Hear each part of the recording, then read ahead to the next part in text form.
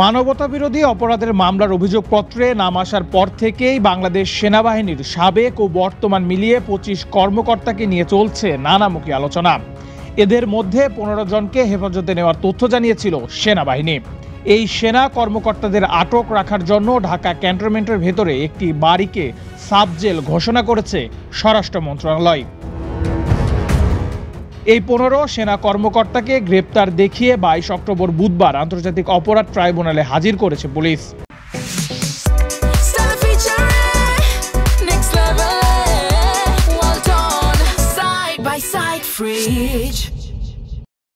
শুনানি শেষে তাদের কারাগারে পাঠানোর নির্দেশ দেন ট্রাইব্যুনাল। এরপর ক্যান্টনমেন্টের সাব জেলে নিয়ে যাওয়া হয় তাদের।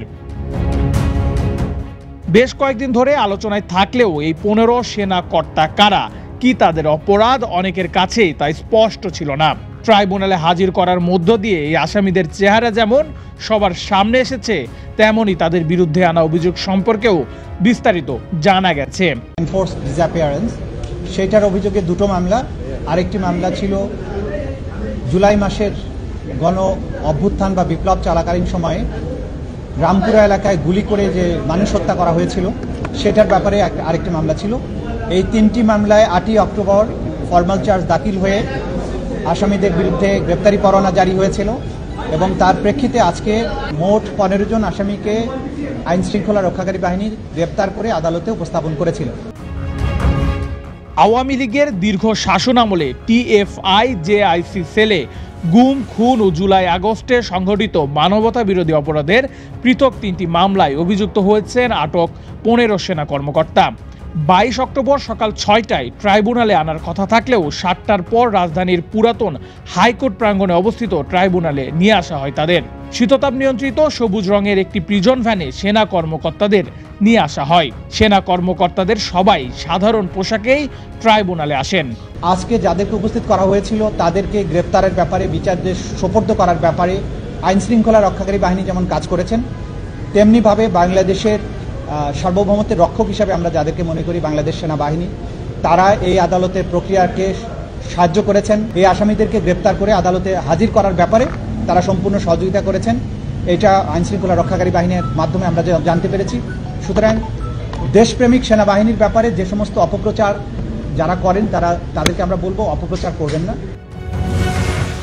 মানবতা বিরোধী অপরাধে পৃথক ৩ মামলায় ১৫ সেনা কর্মকর্তাকে কারাগারে পাঠানোর নির্দেশ দিয়েছে আন্তর্জাতিক অপরাধ ট্রাইব্যুনাল ১। বিচারপতি মোহাম্মদ গোলাম মুর্তুজা মজুমদারের নেতৃত্বাধীন ৩ সদস্যের ট্রাইব্যুনাল ১ বুধবার সকাল ৮:৩০টার দিকে এ আদেশ দেন।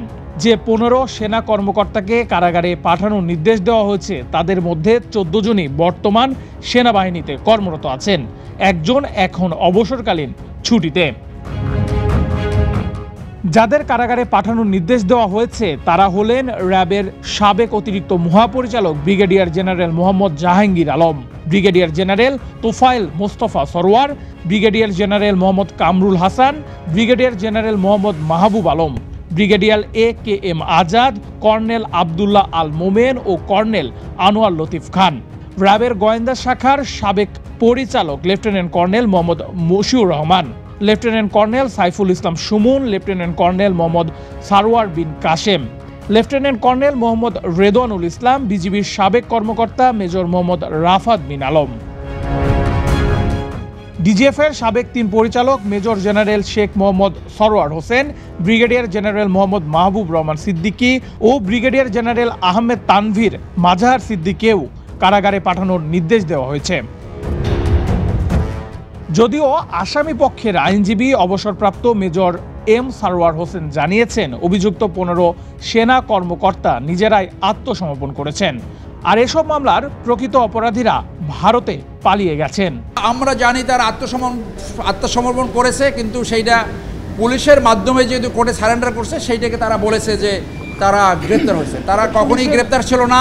তাদেরকে যে সাবজেল ঘোষণা করা হয়েছে ঢাকা ক্যান্টনমেন্ট, সেইখানে নেওয়া হবে বলে আমরা জেনেছি। যারা সত্যিকার অন্যায় করেছে তারা দেখেন, এখানে একজন জেনারেল কবির নামে একজন পালিয়ে গেছে।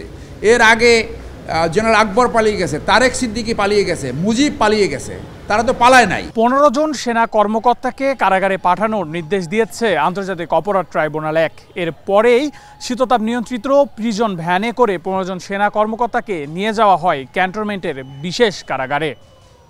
নেহাল আহমেদ প্রান্ত, বাংলাদেশ প্রতিদিন, ঢাকা।